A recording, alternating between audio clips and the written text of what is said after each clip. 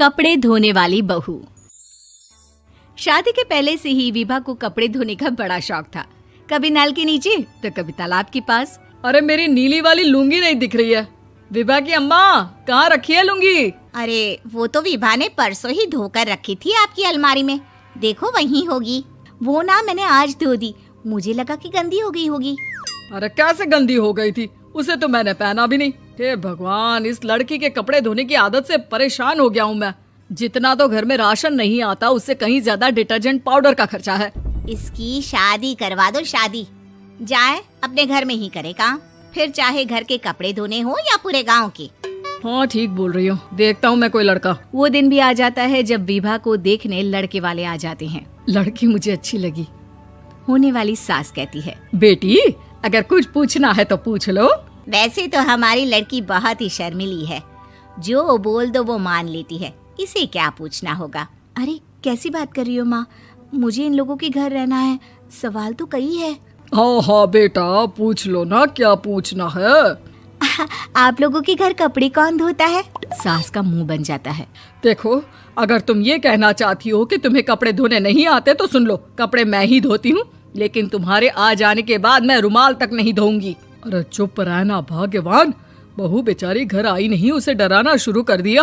वो क्या है ना बिटिया, अभी तक तो ये कल्लू की माँ ही धोती थी, लेकिन अब तुम्हारे पापा तो दहेज में वॉशिंग मशीन देंगे ही।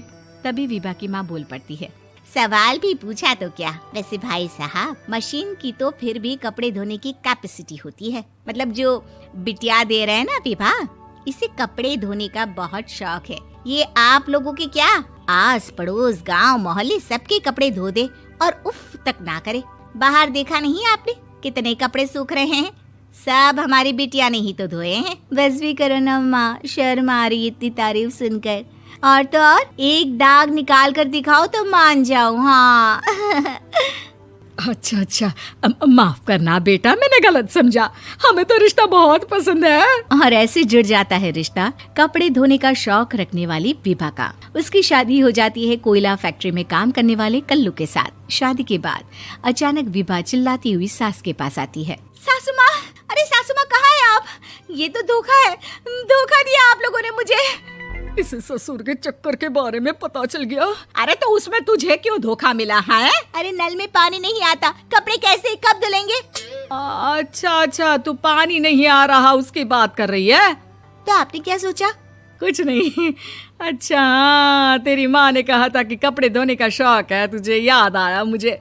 शौक बोलकर कपड़े धोने वाले मेरे जुनून को कम ना आके सासू माँ, कपड़ा धोना मेरा गुरूर है। तभी पति भी वहाँ आ जाता है। अभी मैंने इसे सनी देओल की फिल्म दिखाई है, उसी के डायलॉग मार रही है माँ। अच्छा सुन, साफ साफ बता रही हूँ, पानी सुबह 4 से 6 और शाम को 10 से 12 आता है, समझी? विभा टाइमिंग सुनकर हैरान हो जाती है। ये क्या भूतों का मोहल्ला है? सुबह 4 बजे उठकर कौन कपड़े धोता है? 4 बजे टंकी में पानी जाता है, फिर सारा दिन धोना ना, किसने मना किया? अरे कैसी बात कर रही हैं? 200 लीटर की टंकी में कितने कपड़े धो लूंगी मैं? सुबह ही उठ जाऊंगी मैं। अब क्या था, विभा सुबह 4 से लेकर रात के 12 बजे तक कपड़े ही धोती रहती। एक रोज सास पड़ोस से निकलकर कहीं जा रही होती है कि साथ वाली कहती है, हाँ कल्लू की माँ, जरा ये बताओ कि 2 साड़ी है, 2 ब्लाउज और एक पेटीकोट और एक नाड़े वाला लंबा कच्छा। हाँ तो? अरे तो क्या, कितना लोगी धुलाई ये बताओ। धोबन दिख रहे हैं हम क्या? हमारे पति सरकारी नौकरी से अभी रिटायर हुए हैं और बेटा सुपरवाइजर है कोयला फैक्ट्री में। धोबन समझ रखा है हमें?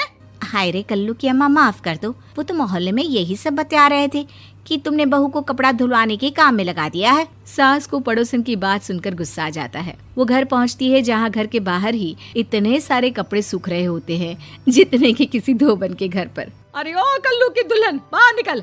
माँ जी यहीं आ जाओ, बाथरूम में चादर धो रहे हैं हम। अरे अभी हम धोते हैं, तुमको बाहर निकलो। ये आस पड़ोस वाले बोल रहे हैं कि हम बहू से कपड़े धुलवा कर उसे कपड़ा धोने वाली बना दिए हैं। अरे छोड़ो ना माँ जी, किन लोगों की बातों में आती हो? आस पास के लोगों का तो काम ही होता है कि वो किसी तरह सास बहू को लड़ा दे। बहू सारे घर के कपड़े धोती है, ये क्या कम है? बोलिए। सास को भी लग जाता है कि वो बहू का ये सनकीपन नहीं छुड़वा सकती, इससे अच्छा है कि खुद ही चुप हो जाए।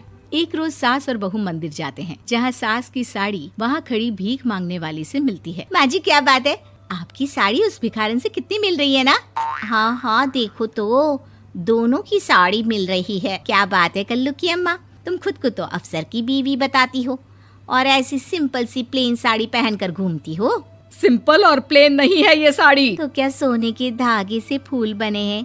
कुछ भी सासू माँ, कुछ भी।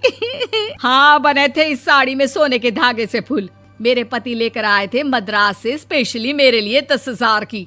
ताहे भाई साहब इस भिखारन के लिए भी सेम टू सेम साड़ी लेकर आए होंगे 10,000 की। सास उस वक्त कुछ नहीं कहती, लेकिन बहू के साथ घर आती है और अलमारी से एल्बम निकाल कर लाती है। ये साड़ी देख रही है, ये वही साड़ी है जिसे मैंने अभी पहना था। इस साड़ी में ये जो चमकदार फूल दिख रहे हैं ना, ये सोने के धागों से काढ़े गए हैं।